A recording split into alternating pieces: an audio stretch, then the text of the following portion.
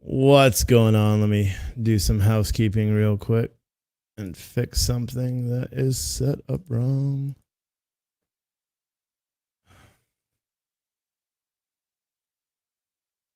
All right, I just had some stuff on the wrong page. Oh, jeez.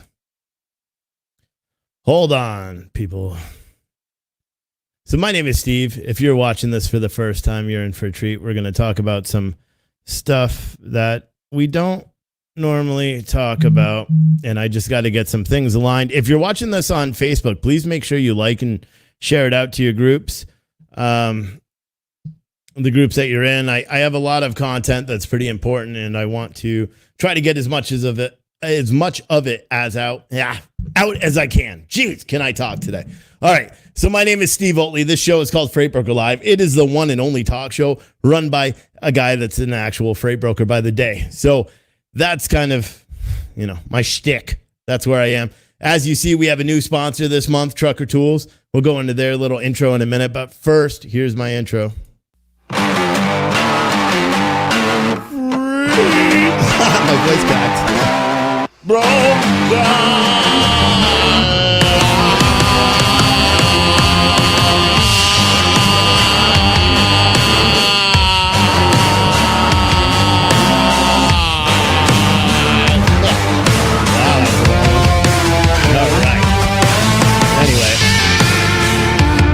today is March 3rd, 2020.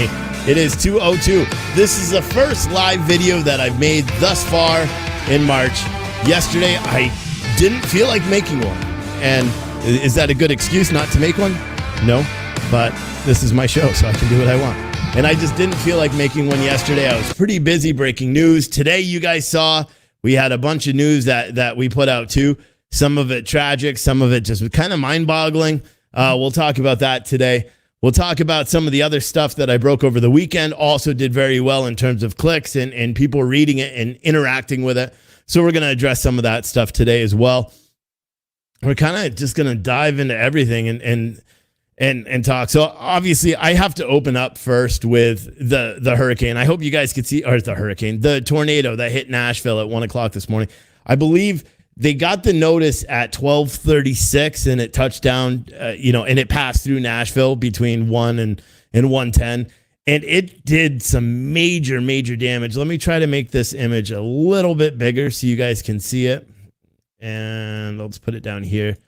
So these images were found through on social media. There's a whole pile of them.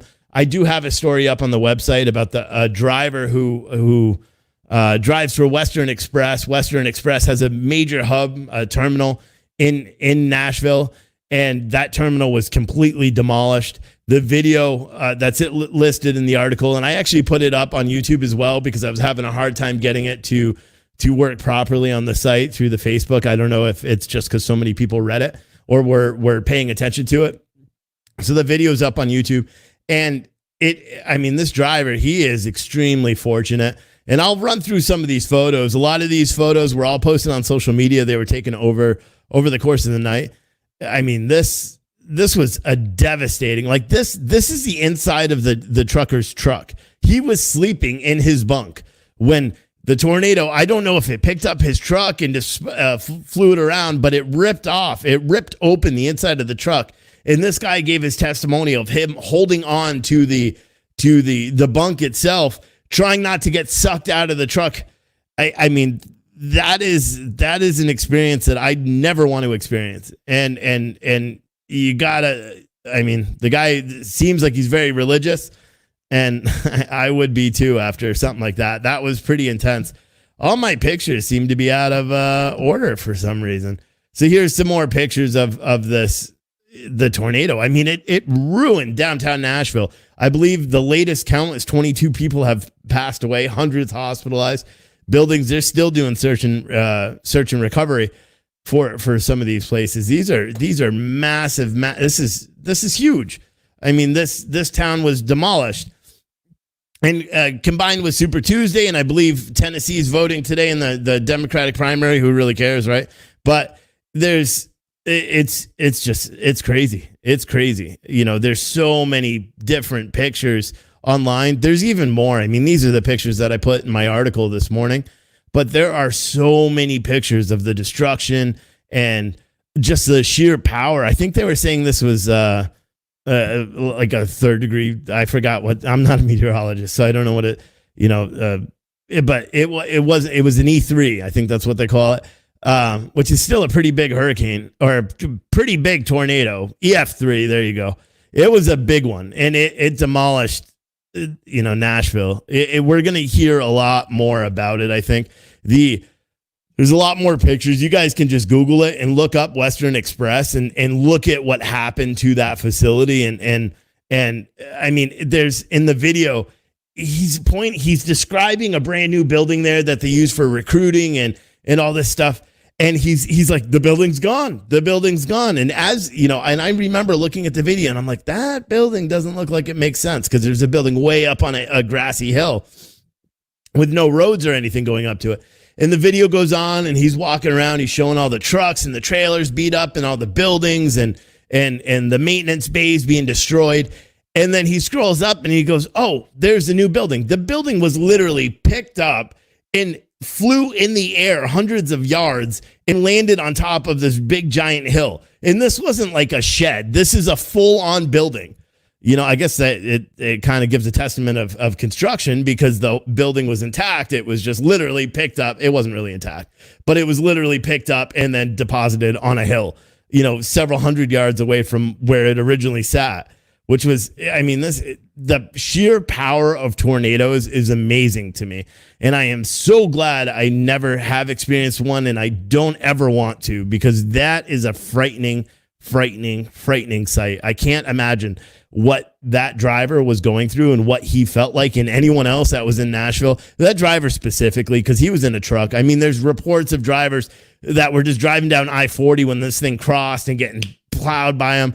We don't know if any drivers have passed away because of this tornado, but this was a big tornado, and it's very frightening. To be honest, it's very frightening. Hold on one second. Forgot to do one thing. Gotta let everyone on my website know that I'm live now too. But yeah, so that was a very big deal. And just prayers for the guy you got to watch the video that's on YouTube. His name was, I forgot what his name was. And I don't want to butcher it because he seems like such a nice guy. Let me look at my website real quick. He seemed like such a nice guy, and he was talking about everything that had happened. And watch his videos on his Facebook, his personal Facebook, unless he's blocked it. The article that I have on my website is called Driver's Video Shows Devastation at Nashville Truck Terminal. And his name is David Winder. His attitude after experiencing this was, I can't even put it to words. It was such a important thing. Here's my website, and you can see it's right on the main page. If you go to the main page on freightbrokerlive.com and you click here, it's under the driver video shows devastation of Nashville truck. And I've got a link to his personal Facebook page in here. And then I also have the video, because like I said, I put the video on YouTube. I was having a hard time embedding it on the site, so I just threw it up on YouTube with him with credit and fair use and all that stuff. But it's the guy his video and his comments and how happy, or not happy, but how thankful he was to have survived such a tragic experience is amazing to me. It's amazing. It's something, worth talking about. I did delete, someone made some, spammy comments on one of the groups. Don't do that. Like, if I have it posted, it's been shared, quite a couple of dozen times. Just be respectful. This guy and everybody else that's affected by this, 22 people have passed away. It's a huge deal, no matter who you are, or no matter what you believe in. And I know a lot of people made comments about rates, and now with all this going on, they're able to dictate how much they get paid. I mean, come on, dude. Like, everybody, be a little bit more ration, I don't know, respectful, whatever the term may be. On Facebook, something, Khalees Pag said, I'm from there, and right now all the highway signs are messed up. Lots of power outages. Some say it stayed on the ground for an hour. Lots of buildings totally destroyed. Yeah, I mean, the videos and there's so much content about it. It's crazy. It's crazy. My number will be up in a second once I get through this news portion, because we do have a lot to talk about, and I want to. This is a call-in show, so you'll be able to call in. I do see the chat, so if you do have a pending question you want me to answer out of place, then go ahead and type it in the chat, and I'll try to answer it. Otherwise, you're welcome to call in once we get going a little bit more. So yeah, the news was, I mean, this is the craziest picture. Let me blow this thing up so you guys can see this, because this is the bunk. This is his bunk in his truck. This is where he sleeps. And that's the top of his truck. That's not, I mean, that's insane. No matter how you look at it, that guy is extremely fortunate to be alive. Extremely, well, I'm moving everything around. Extremely fortunate to be alive. And it's a miracle, you know, and no matter which way you look at it, it's a definite miracle. And it's just crazy. It's crazy. I read the story and I was like, oh my gosh, like, this is crazy. Our next story that I wrote about this morning was an email. So, I mean, this is a weird transition from a tornado and a natural disaster to what could be a disaster for some brokers. And I know a lot of people are like, well, brokers don't matter anyway. So this isn't for you. This is for the brokers that are out here.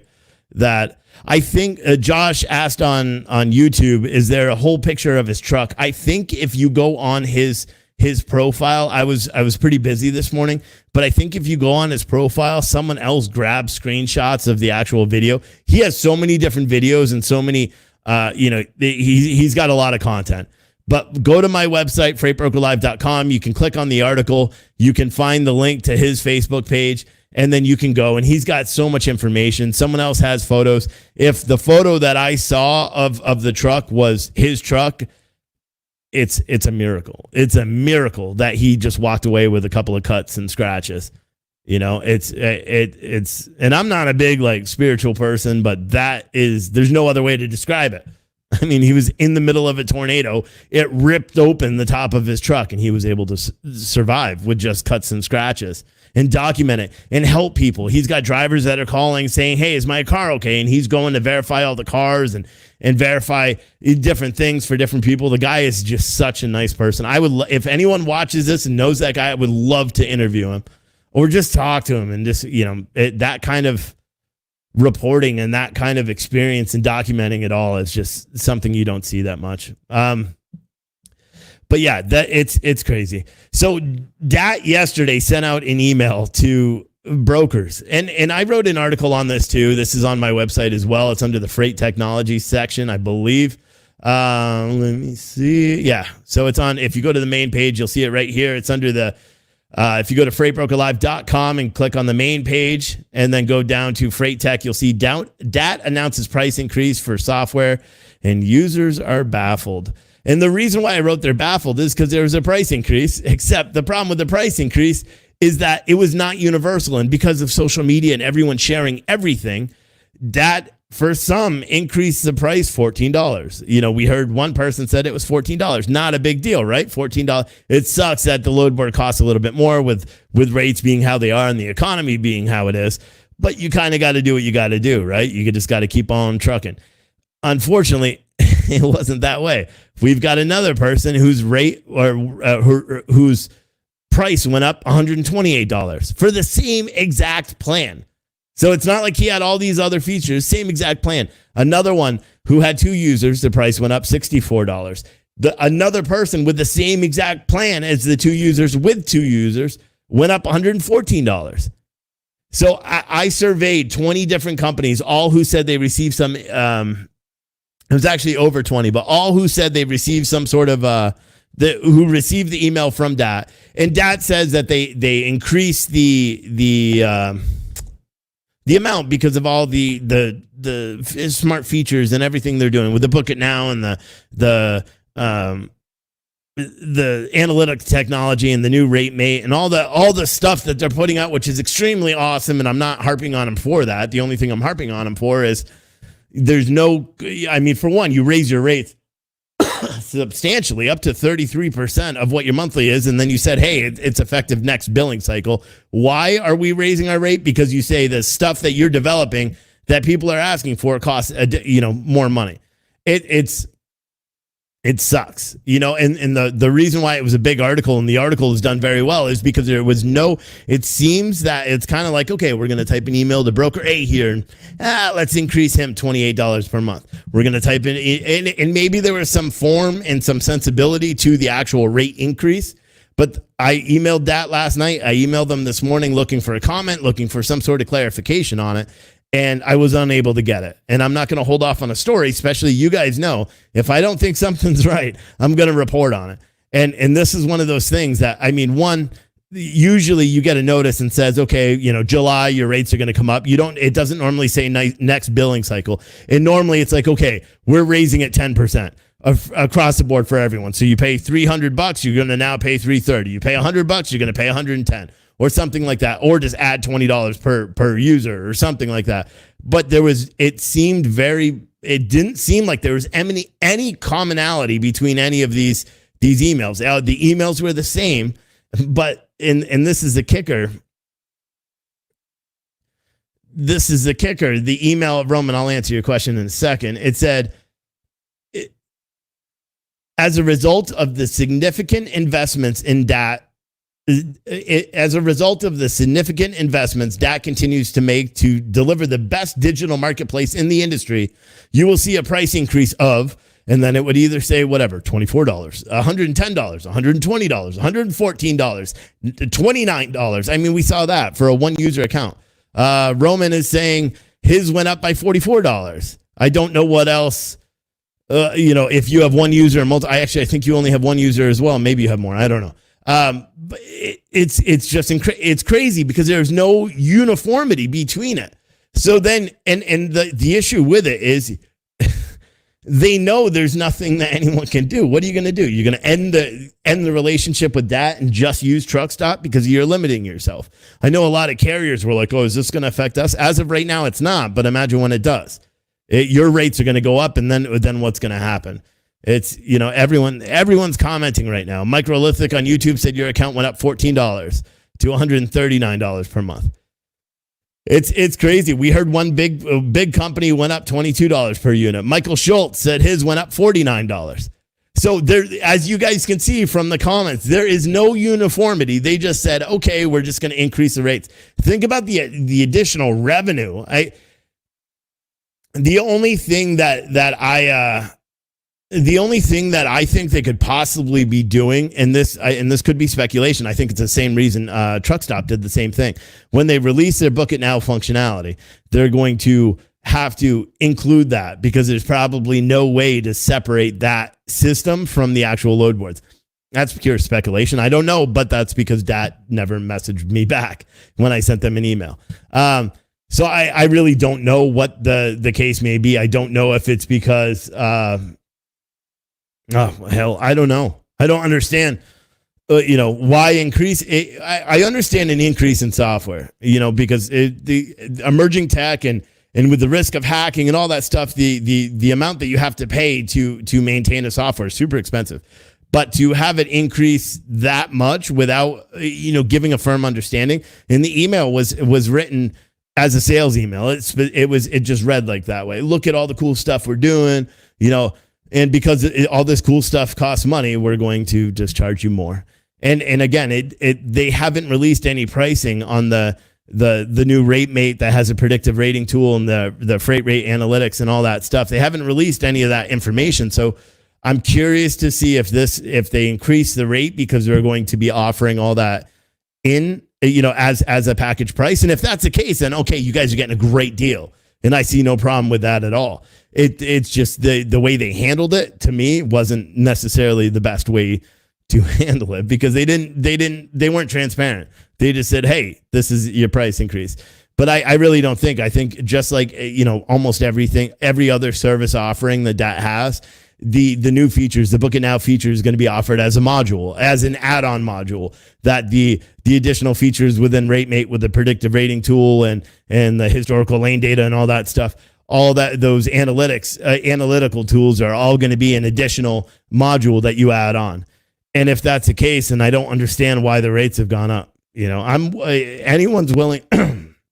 I'm willing to listen to anyone that wants to give me an answer, if anyone knows an answer, because as you guys know, I'm a huge proponent of DAT. I like the DAT load board. I've been using it for 15 years. I think it's the best load board out there that I've used to date, because of its simplicity to use it. Is it great for flatbed all the time? No. Are they working on getting it better? Yes.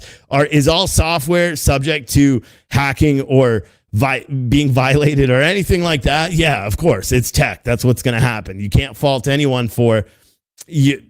Just like I wrote with the TQL article, that was when they were hacked. I don't fault TQL for being hacked. And the thing that you can fault people on are the response to when they have an issue, and the expedience of getting that information out. And that's why I said in my letter, or my email, my opinion piece that I wrote this weekend about TQL, that I think they handled, the issue really well, considering the fact that they had a major data breach. And there was so much speculation. I heard on one radio show that, it could be internal. I mean, these are professionals that are just being boneheads. It's mind blowing to me, but I sincerely hope with the DAT load board that they are able to fix whatever the issue is. They messed up. That's my opinion. I'm their biggest fan. Probably. And just to make it perfectly clear, I really like that. I've never had a problem with them. I've been an affiliate marketer with them for I don't know, a couple of years now. I was getting ready to close on a big advertising, well, not big, but an advertising deal with them. I really believe in the product, and I think it's a good product. But because of who I am and how I principle myself, I'm not going to. This was wrong. No way, no other way. Trucker Tools is my sponsor, and I forgot to mention them, so I'll do that in just a second. But if Trucker Tools did something wrong, guess what I'm going to do? I'm going to put it out there, because that's what I do. All my advertisers know I do it. This, in my case, it was charging more wrong? No. But the fact is, you didn't even tell people what they're getting. And secondly, nobody was charged the same amount. Out of over 20 people, I had 4 people that all said they had the same amount, and they were all at $14. Everyone else had a different number: 28, 29, 16, 64, 114, 102, 128, $22 per user. It was all over the place, and it could be attributed to different service levels and the features that they're getting. And maybe someone who told me they only have 2 users on the DAT Power Select actually has DAT Power Office and doesn't know what the hell they're talking about. I don't know. I can only go off of the information they provided and use that and cite that in my articles, because the people who actually know what the additional charges were for didn't reach out or didn't reply to my email. And I know they got it because I sent it to 3 separate people. So it just would have been nice to answer that. Anyway, so my sponsor for this month of March is Trucker Tools. Now, most of you guys already know who Trucker Tools are. If you don't, you should. Trucker Tools is rapidly growing. They have all these different features. So basically, Trucker Tools is a mobile application that's available on Android and iOS devices, and it's loaded with driver-friendly features and top-of-the-line tools to increase drivers' comfort and experience. It offers over... I'm saying this like I'm an actual announcer. Whatever. It features over 15 features, including truck stop guides, rest areas, routing and fuel optimizer, medical examiner locations, weigh station locations, and so much more. It's literally got 15 different apps on it, and that are useful. In addition to that, for brokers, it's got the smart capacity tool. It's got different load tracking capabilities. It's got so many cool features. The company is such a good company, and they're just a down-to-earth company. It seems like they really care about the trucker side of things, and they're building their app as a system that could potentially help start with the truckers and then branch out and then help brokers and everything while keeping the main focus done with Trucker Tools.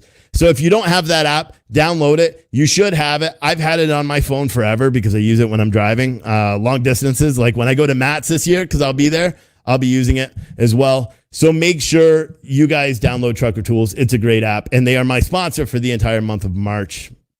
So, all right, I think we got one more story here that we're going to talk about. Whoop, press the wrong button. Oh, this one's a doozy. You guys ready for this? So Amazon, I wrote the article, I think Saturday or Friday or something like that, and then I haven't talked about it since then. So Amazon released they sent an email out to, let me see if I can find the article, because it was something else. I don't even need the article because it took me so long to write the article I wrote because I couldn't believe what the hell they were trying to do. So Amazon sent an email out to people, and they two carriers that run Amazon's relay, the power only drop and hook trailer moves that they have. So they sent an email out to carriers who, I guess it was select carriers that have made deliveries in California over the past year or whatever it was. So one of my sources, because I'm a real media guy, so one of my sources sent me over his email. And I'm reading the email, and I'm like, what the hell? I do have to find the email, because this is, you guys aren't going to believe this. So Amazon wants the carriers to turn over a certain amount of data.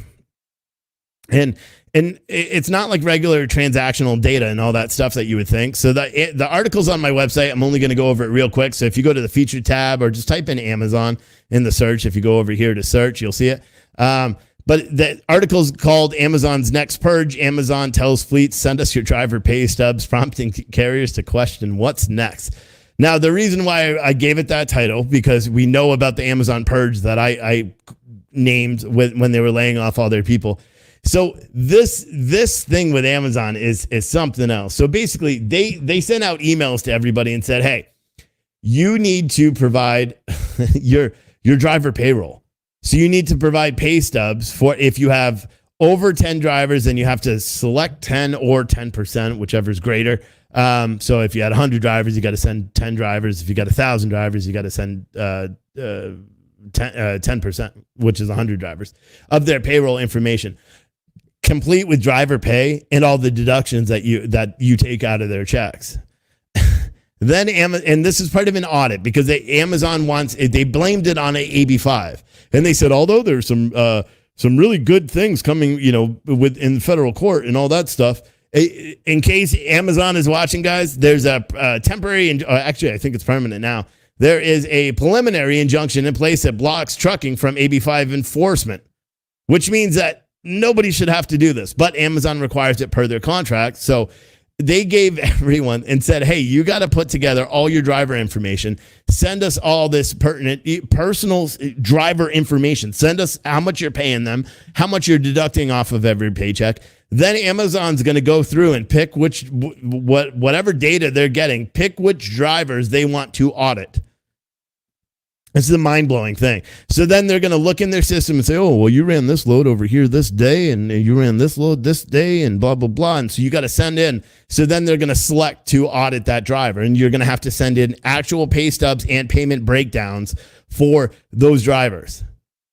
Like, that is crazy. I've never heard of a a customer in all my years doing this. I've never heard of a customer dictating that kind of stuff. Yeah, ever, But it's Amazon. They kind of have their own way of doing whatever the hell they want, and no one else is going to stop them because they are Amazon and they're, above the law, apparently. That's how they can lay off 8,000 people and it doesn't even get a blurb on major news. That's how they can send an email out like this. It's crazy. Roman Britchka on YouTube said, are there any carriers outside of California that got the email? No. Not that I know of. I've only heard of it from, the one or two people that confirmed it. Well, the one that sent it to me and the one other person was on YouTube that was saying it.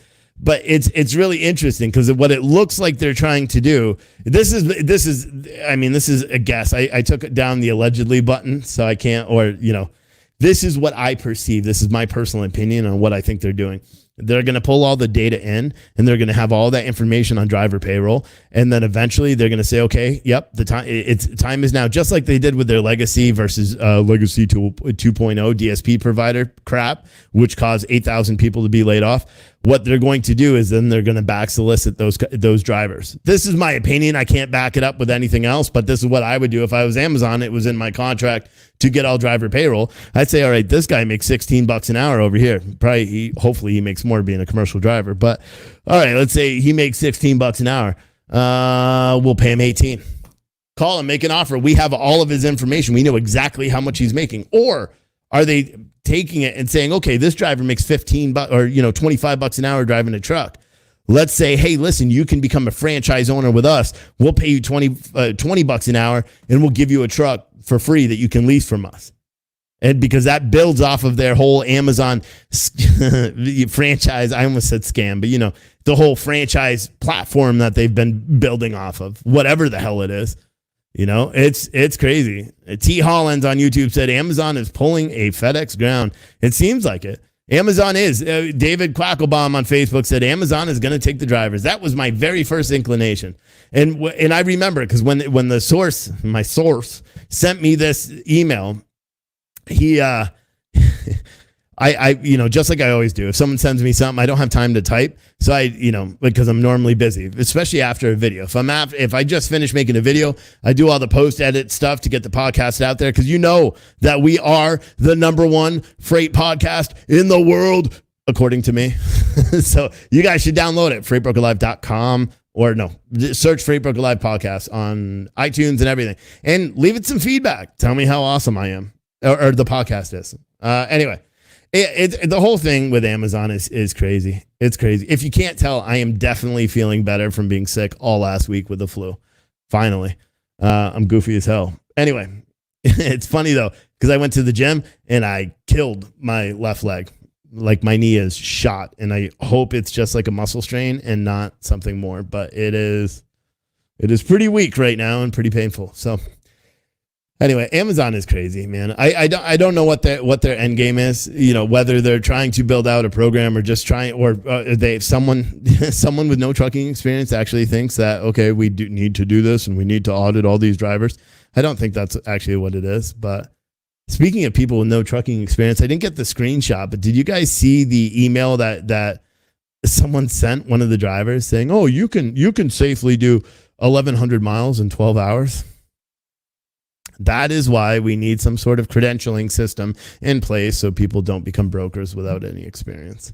I mean, could you do it? Maybe with a team, but could you guarantee you're going to do it? And I know what was going on. I think that post was in Rates and Lanes or something on social media, but it's just stupid. I'm not even getting into that.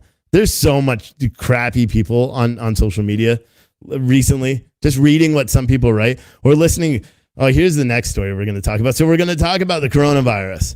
So, oh God, there's so much between Friday and Saturday. I heard so much BS about the system and predictive rating tools and this and that. It's the whole, this makes me sad to be in the industry. Anyway, so the coronavirus, 92,823 cases, 31,600 or whatever, 3,164 deaths. Up in the United States, I think we're up to 110 and still 6 deaths. New cases are being discovered all the time. I know, I'm not going to say who it is, but I know someone who knows someone that is on a 14. So I know someone that knows someone that's on a 14-day isolation. And from according to this person, there is no way he came in contact with anyone because he's like a backwoods weirdo. Not weirdo, but he's like a backwoods guy. He lives out in the woods. He's not super social or anything. So how he got it, who knows, but he's under a mandatory 14-day quarantine in the hospital quarantine because of it. It's crazy, man. It's crazy. Someone wanted me to talk about politics and talk about Bernie Sanders. No, I didn't watch the video. I try not to watch anything that comes out of their mouth. Any of them, any politician in general. Just they're all silly.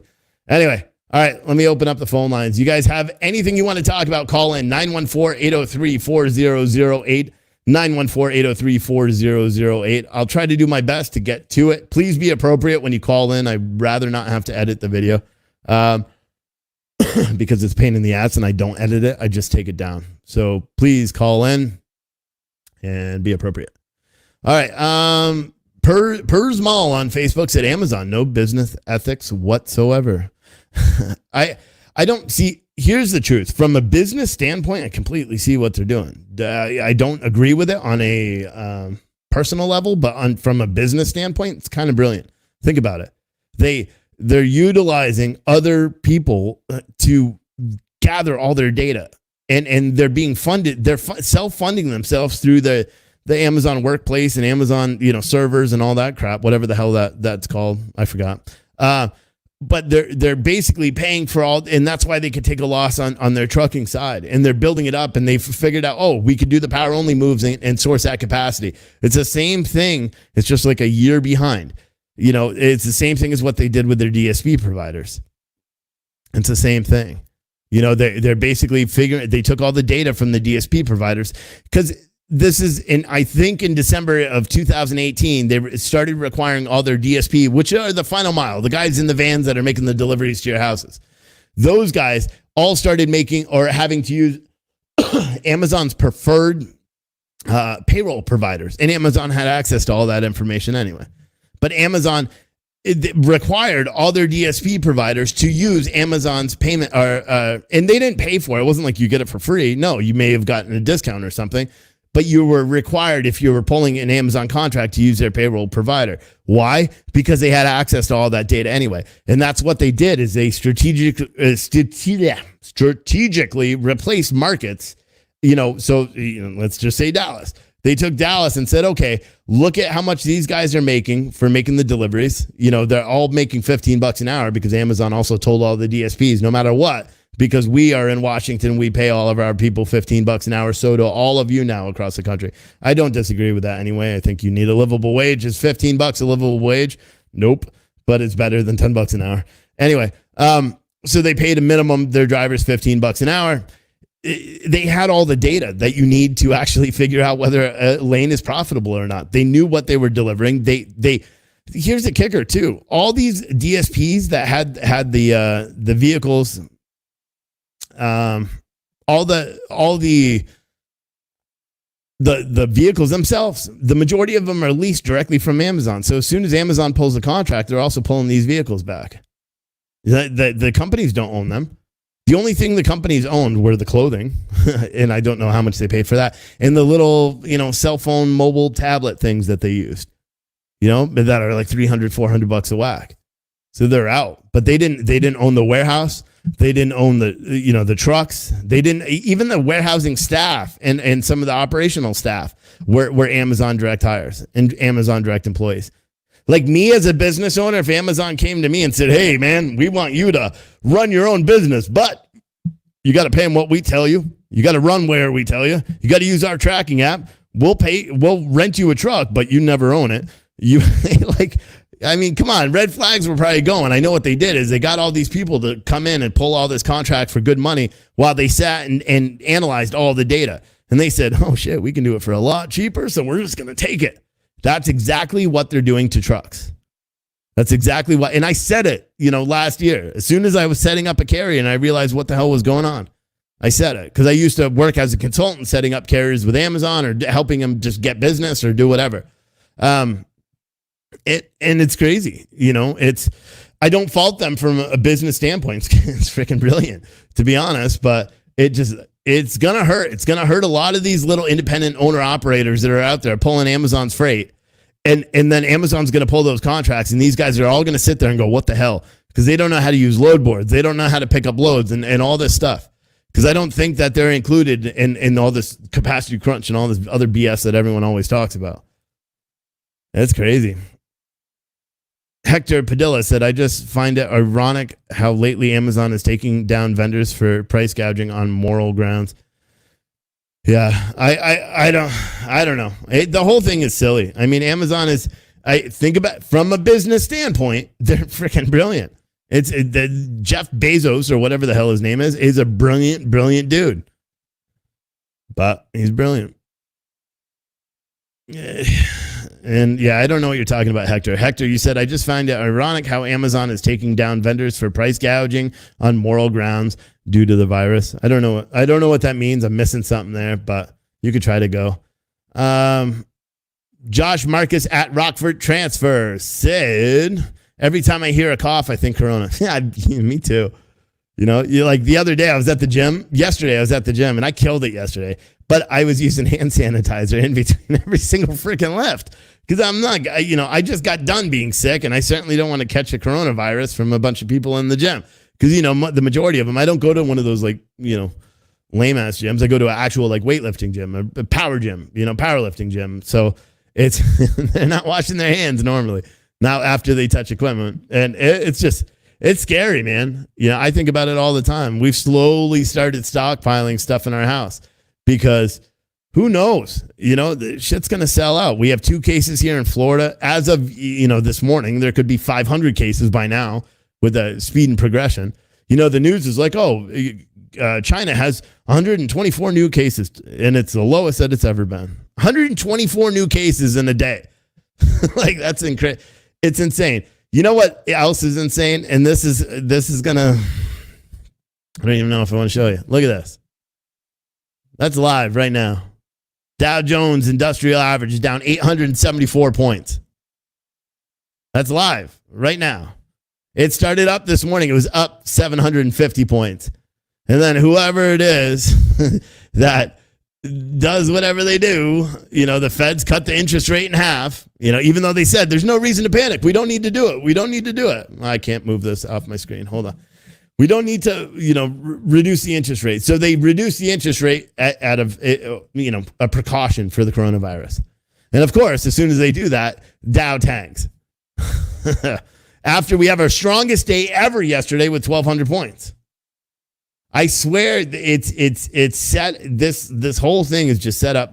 Look, it's even down more. Look at this. Look, it just shot down again. 928 points. It's insane. It's insane. It's insane. It's just crazy. And people hype it all out. DAT wrote an article last week on the 24th, and they wrote an article about how the market was looking up and all this stuff. And granted, the 24th was before we had a huge coronavirus outbreak in the United States.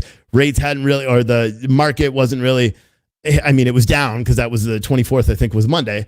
So it was down on Monday, but they hadn't seen what happened Tuesday, Wednesday, Thursday, Friday, where they're going, super down.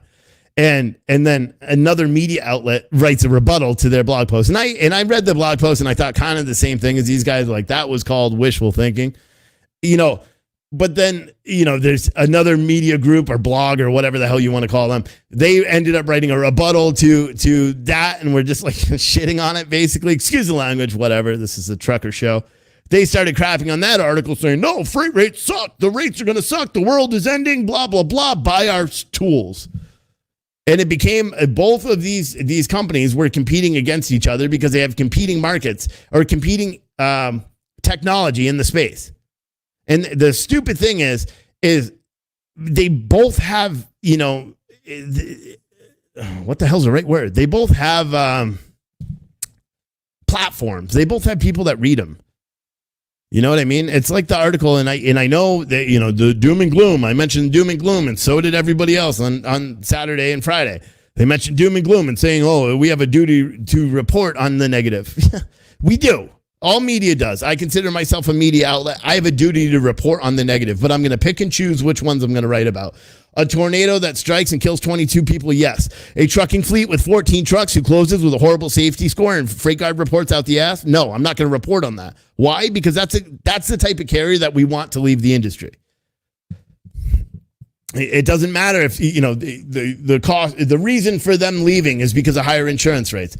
No crap. Don't get 9 safety violations with 6 out of services and have, 3 different freight guard reports for unethical and unethical behavior, unethical carrier behavior. And that becomes, and that's why I didn't write about it. It just pisses me off. But the latter article, because I don't mention who they are, the latter article was dead on. As much as I don't necessarily agree with the way they chose to get the stuff across, kind of like DAT, increasing their rates and all that. I agree with them having to raise their rates because technology is expensive. And the more technology becomes prevalent, guess what else becomes expensive? The people that build that technology cost more money to employ them because they get all big-headed, and they're like, oh, well, I'm a software technology guy and I'm in high demand. So you have to pay me a lot of money. Otherwise, I'll just go work for your competition. So that's what they end up having to do. And ultimately, those costs trickle down to the people that are paying for it, which are us, the end users. But they wrote the article, and I get what they were trying to do. They were giving I would call it a rosy, rosy. They're talking about daffodils blooming already in Washington State and all that stuff. And I get what they're trying to say, that we have to have a more optimistic outlook. But that's one of the or more positive outlook on the industry. Or optimistic, look for the future. Look at things that could happen and look at it so it's a little bit better. And then the other show, the guy gets on the show and he's like, why would you have a positive outlook on the trucking industry? And I'm like, are you kidding me? That's what you're supposed to have. You work in the industry. You're supposed to have a positive outlook on the trucking industry, right? I mean, you guys all do. You guys are all watching me ramble on here because for the only sake of having a positive outlook on the industry, hopefully. That's what I try to spin. If you're here just to hear me bitch and moan about stuff, then you're at the right show too. No, I don't know. But it's just sad. The industry needs a lot more, what's the right word? A lot more people who care about it, I guess. Like that trucker. The trucker, David, I forgot what his name is again. The trucker in the Nashville who made it through his truck being beat up by the tornado. We need more people like that are just happy. Knows he went through something, something traumatic. Like me, I would have went through that tornado. I would have sat down and I would have freaked the hell out. Maybe he did that before he started making all the videos, but he was out there helping people and doing all this other stuff, after he was nearly ripped out of his tractor trailer during a massive tornado. But he has an optimistic outlook on life. He's like, we'll rebuild. We'll do all this stuff. We'll do this. We'll be back. Don't count us out. We'll be back. He's saying all this stuff. Why? Because he believes in the industry. He believes that we will do well. It's not, and I get it. Some people their sole goal is to just sell a technology or sell ad space or sell content or sell software or sell load boards or something. So they give a spin on it that isn't necessarily right, and it's just sad. I said I think rates are going to come back by the end of April or May, and I still believe that. I think rates are going to go.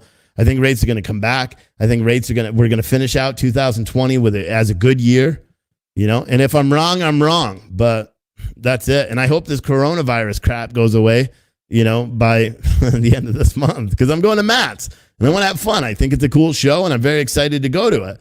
And I don't want to, I want people when they recognize me to say, hey, and try to shake hands, or when I recognize them, because I'll be as starstruck as some of you, and I want to be able to shake hands and just show an appreciation to drivers and to brokers and to carriers and software providers, and it's crazy. Josh Marcus at Rockford Transfer. There are vendors that are charging $150 for a single mask, which is what Victor's talking about. Oh, okay. What Hector's talking about. Amazon is taking down vendors for price gouging on moral grounds. Well, no. I mean, they should be. Because, again, from a business standpoint, am I viewing anything Amazon is doing as incorrect or wrong from a business view? Absolutely not. You know why? Because all the data that they're requiring carriers to sign, they told the carriers before they signed the contracts that, hey, we have the right to access all this data if you sign this contract. They're enforcing that. It's like a freight broker sending a rate con to a carrier and saying, hey, we don't pay detention on this load. And then the carrier getting pissed off when they don't pay detention. It's on the contract. You can't get mad at them for it. You're the one who didn't argue it or didn't take the load. These guys all signed up for it. Is it wrong morally? Yeah, probably.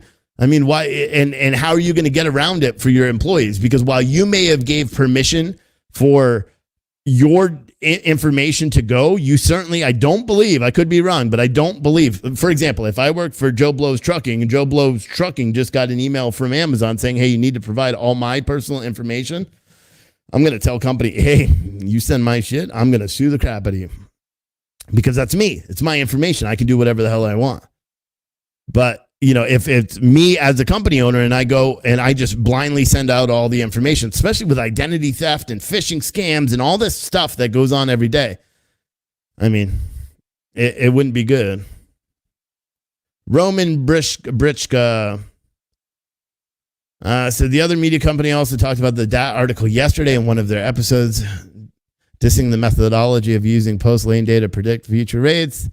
They use post-lane data too. Yeah, I mean, that's the thing about rating tools is you're limited in what kind of data you're able to get. You know what I mean? So you're either sourcing data that's historical, which is the way that everyone creates rates, or and that's, to be honest, that's what you modify to get predictive rates.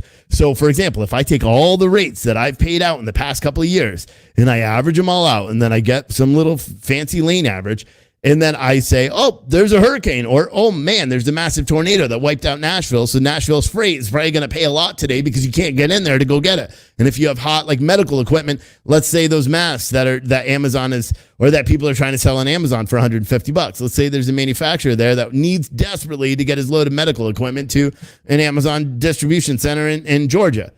You're going to have to pay more. Now, do historical models tell you that there's going to be a hurricane in 2 days or a tornado in 2 days? Absolutely not. Can you forecast based on how much projected snow outbound rates will be in a couple of days from the Midwest or something like that? Yeah, you could, based on having a meteorologist and utilizing analytics and stuff like that and past history. That's the thing. You have to past history and lane data is crucial to any type of predictive rating at all. It's literally the fundamentals of it. That's why I never really understood the argument of you can't build predictive rating off past lane data. No, that's literally how you have to do it, because that provides the baseline. I mean, from someone that's working in 15 years, I know a lot of and here's the problem. I mean, this is blunt. It's not with just them. It's with anybody. There's a lack of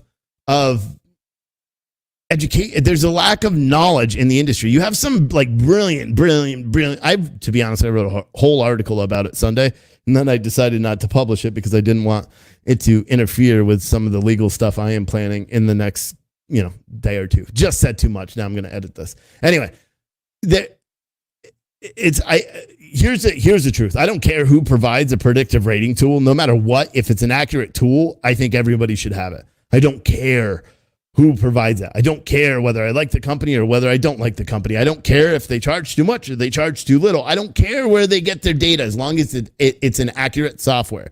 That is what I care about. All the bickering back and forth about which one's better, it's kind of, silly when you hold yourself as such a great entity, and you're viewed as such a great entity by so many people. Don't belittle yourself with a blog post, because ultimately it doesn't make any sense. It makes it entertaining, because I shared that video with a lot of people, and I shared the article with a lot of people. One, because I thought the article was written well. I'm not talking about the original article, the DAT article. I'm talking about the other one. And you guys will have to do your own research, because I don't mention who it is. But you can. It was a well-written article, and it was very factual. But it just had all these constant jabs and outside of the actual content of the article, it had a bunch of other BS in it, which kind of, for me personally, it took away from the actual meaning of it, which is, we're kind of in dire straits. We're seeing massive container shortages. We're seeing horrible outbound shipping rates and it's not because the factories aren't open. Yes, they're open. There's no truckers to actually haul the damn shit in China. So they can't get the freight to the ports. There's been 40, I think as of, Friday, there's 40 different container lines that have all canceled inbounds into the ports. There's going to be some big issues, coming in. And that's why, because normally it'd be picking up right about now, because we're already in a slow period anyway, So who knows? If the coronavirus thing keeps instilling fear and then we have tornadoes and we have crap with a stupid primary season and all this stuff that keeps happening. It's just going to further, ruin everything. So there's no other way to say, oh, look, here's something. The market went back. Now it's only negative 731. So who knows? My projection, and I don't follow the stock market at all anyway because I lost too much money, but here's my projection. We're going to end at 627, negative 627. So Chuck Ulrich asked on YouTube, do I think 2020 will be a throwaway year? No, I think the better half of 2020 will do well. That's what I think. I think rates are going to come up. We're going to have an inbound of capacity as all these containers, because we are delayed. It's something like 4 million containers were delayed. It's 1 million a month. So by the time this all clears up, we're going to have a backlog of containers that are coming in, a backlog of ships that are coming in. So a lot of capacity is going to be sourced out of the West Coast ports, which is going to make the rates on the East Coast come up. And the rates are going to keep coming up, and people are going to get involved in the industry and do everything that they do every time rates are up. That's my prediction. And the only thing I can base it off of, I'm not, some analytical thinker. I'm not looking at all the shipping volumes. I'm basing it off actual experience in life and being a broker and being a carrier. And I think it gives me a little bit more of an education in terms of what goes on. When that happens, I really don't have any idea. I would like to say the end of April. I used to say the middle of April, but now I'm kind of pushing towards the end of April. And it all is contingent on what happens in the next week with the coronavirus. If China keeps, now that they had 124 or 184 new cases of the coronavirus, if it keeps going down and truckers in China are more apt to go out and pull freight and do all that stuff, because that's what it is now. They have products. The factories are open, but they don't have any trucks to haul the product from the factories to the ports. And so therefore the container lines can't ship because they can't ship with half a load. So it's interesting. It's very interesting to see what's going to happen in the long run. I'm not a big data analyst. I don't understand all that stuff. Though, if you want those kind of things, go check out Bloomberg, go check out Wall Street Journal, go check out all the other people that Franz, I swear, bro, you write stuff like that again, I'm kicking you out of my group. I'm going to permanently ban you from the page. All jokes aside, I'm serious. But anyway, it's who knows? I would like to think that rates are going to come up someday, and that rates are going to come up. And I don't think it's wrong to say that. I know that there was another person that said, they have to be honest so people don't go out and buy trucks and do all this stuff. And while truck rates are high and used truck rates are pretty low right now, and it's not necessarily a bad time to get in the industry. But the problem with it is we have so many spokespeople in the industry that don't have any actual experience in the industry. So it's, or in the actual trucking segment of the industry, so it's hard. It would, I already said I'm looking at, either potentially getting involved in a trucking venture or buying a truck myself and just putting it on the road. Why would I do that when I said I'll never own another truck? Because I think that this year there's going to be money made in trucking again, finally, after 2018. I rode that bubble too in 2018. Once the rates started coming up and I realized that right around March in 2018, I ended up getting trucks. I took over a company that was going under because they didn't have the resources to keep going. So I took over that company, put drivers in it. We ran those trucks until about, February, March of 2019. And then I exited those, and backed out and was done with the trucks. Why? Because I made my money during the time it was off, or I was supposed to, but the other business partner kind of stole all the money, but whatever. But the trucking company made money. Drivers made money. Everyone made money. But Mike Timmy on Facebook said, second half will be like 2018. That's what I think. I think rates are going to come up.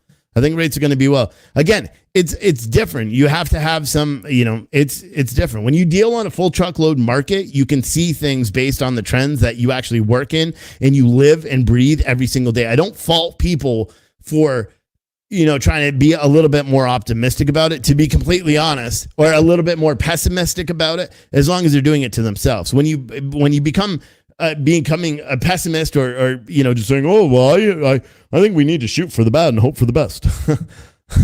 No, you shoot for the best and hope for the best. That's what you do. Franz. All right, buddy. It's the majority of the same viewers in here, so they all know that you're a regular. So here's a kicker. I don't talk politics in my show, but I also don't like Bernie Sanders at all. So usually I don't talk politics, but I kind of just let it. I got mad there, Fran, so I apologize.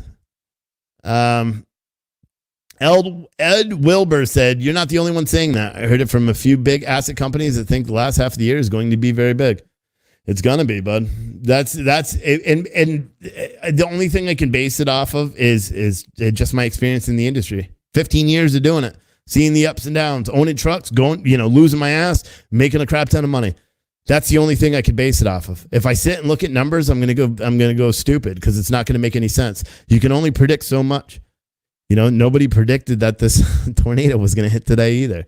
So you can't I guarantee if you look at all the predictive rating tools that were out here yesterday, they didn't predict that rates coming out of Nashville today probably pay a shit ton because you can't get any trucks in there. I can almost guarantee that not a single predictive rating tool yesterday said what was going to happen today.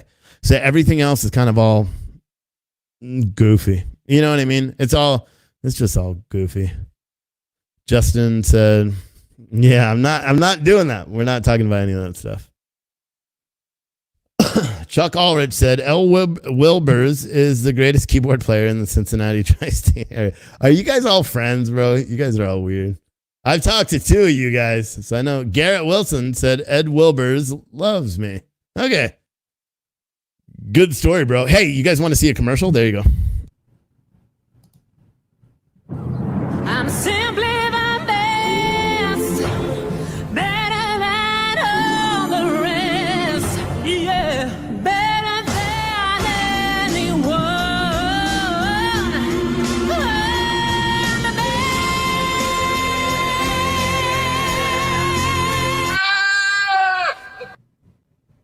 What's a singing goat have to do with factoring? Nothing. OTR Capital. Better than the rest. Oh, yeah. I love that commercial. And I love OTR Capital. They're also one of my advertisers and sponsors of the show and the brand and the movement. They I don't know why I can't really hear this, but they're helping to keep me going, and which I really appreciate. So I play that commercial, and eventually I'll make some other commercials when I have more time and I'm not writing articles. Kevin Wright said election years have never been big like 2018. Cross fingers, and I'm hoping I'm wrong. Well, I don't really. Oh God, you guys are baiting me into talking about the election. I don't really consider this an election year at all. I mean, need I say more? We'll see what happens today, because today is kind of the kind of the end of it. Depending on who. Oh God, we're not talking about politics. Whatever. Donald Turney said, what's up? What's up, Don? Anyone want to call in? 914-803-4008. 914-803-4008. It's an active call-in line. You can talk about whatever you want, as long as it's not politics or France. Can't talk about France either. Man, why are you guys all talking politics in this thing? What is this? Mike Timmy said, make a freight broker freestyle. Are you talking about the song? It's funny because I actually joked with my wife about that, about making a rap video for my intro. And then she begged me not to. One, because I don't really like rap music at all. And secondly, because I really cannot rap. And so it would be pretty bad. And apparently some of her students watch this show. And if you guys are watching, you should not be watching this show. But yeah, so that's pretty much it. I mean, it's been quite a week and it's Tuesday. So who knows what it's going to happen. My website today had a tremendous amount of traffic, which I really appreciate. I make a little tiny bit of money off of the ads that are on there, the Google ads. I make money on the okay, deal, Mike. I'll do it. I have advertising partners. Every now and then someone slaps the donation on the page and which I really like and I really appreciate it. I did take down the store. A couple of you asked about the store. I took it down because it was coded wrong, and so it was screwing up the back end of the website. And again, I don't know anything about coding. I'm teaching myself how to do it as I do it, so sometimes it takes me a little bit. Like, for example, my weather page never worked until today. But of course, nobody told me it didn't work till today, so whatever. It is what it is. Fran said, such a hostile chat making this poor streamer talk politics. They should learn from me. Talk only freight. Yeah. Yeah, I mean, I like to talk about freight. I don't like to talk about politics. Although it's clear with the state of trucking and all that we need some political influence. That more. We need more. We need more done.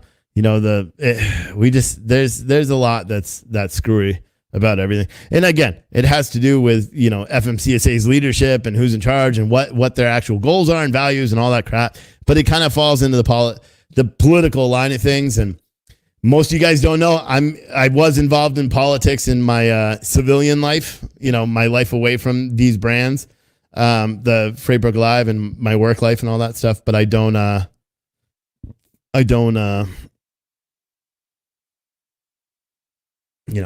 keep it. I don't talk about it in the show.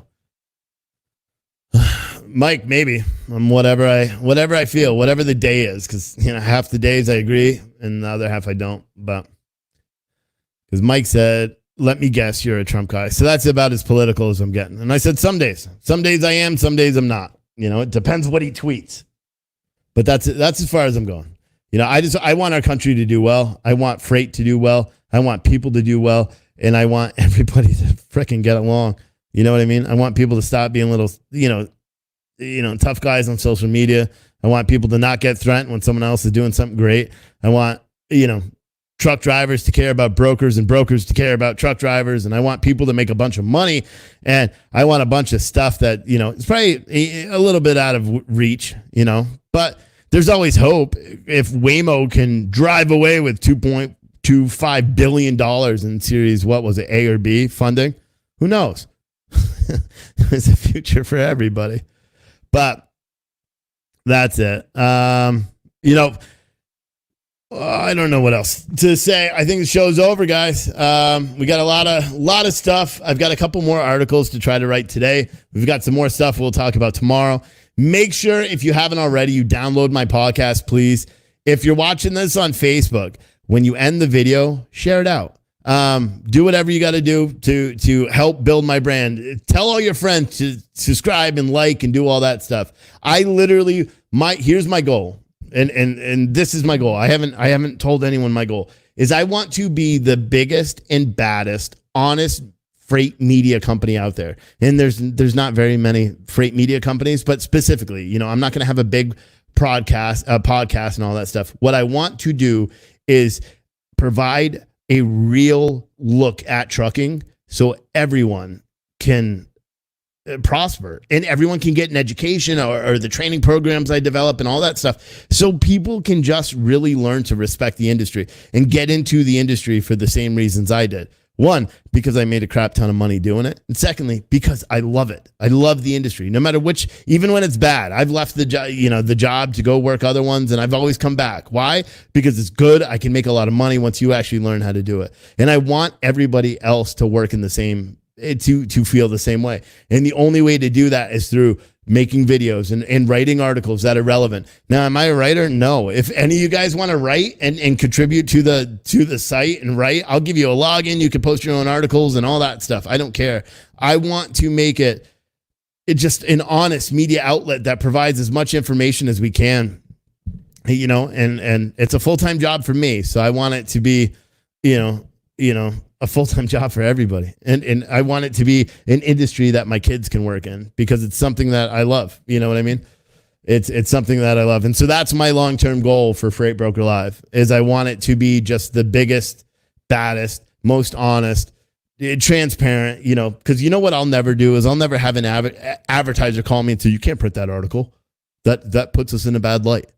I'll never have someone that comes to me and says, or tells me I can't write something because it doesn't fit their sales goals or anything like that.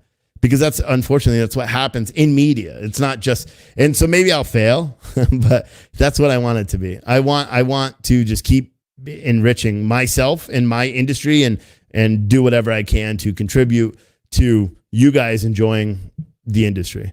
And even if you watch me for an hour and you sit there and go, whoa, this guy's a freaking bonehead. Guess what? You watch me for an hour. So I guarantee you're going to learn and take something away from my conversation. You may be saying, oh, this guy said a bunch of stuff and it's hurtful and let's sue him and do all this. But guess what? You listened for a whole hour just listening to what I had to say. So I win. And that's what that means. Even if you didn't like it, you'll listen to it for a whole hour or hour, 9 minutes. So guess what? Now you could sit there and go, oh, crap, he got us. He wins. Anyway, make sure you download the podcast for freightbrokerlive.com. Starting on Monday, our new, the 5-minute thing that I do, 5 minutes of freight, that's normally between 5 and 10 minutes long with the morning news. That'll be available for a podcast. Remember, you can tell Amazon to play the latest episode of Freight Broker Live. My Roku channel is coming back on Monday, and the whole back-end training system should be available by June 1st. It's going to have a whole bunch of customized training systems, and a lot of it's going to be free. If any of you big brokers out there want to invest a bunch of money, I'll build you your own training system. Let's do all this stuff. Let's just make trucking great. I should get a red hat that says make trucking great again, because that's what it is. We are all boneheads together. Facebook keeps one hundo. That's what I love. Oh, Freight Broker keeps it one hundo. Yeah. Peace out. See you later. Best freight podcast ever. #1 on the charts, according to me. And that's all that matters. See you guys later.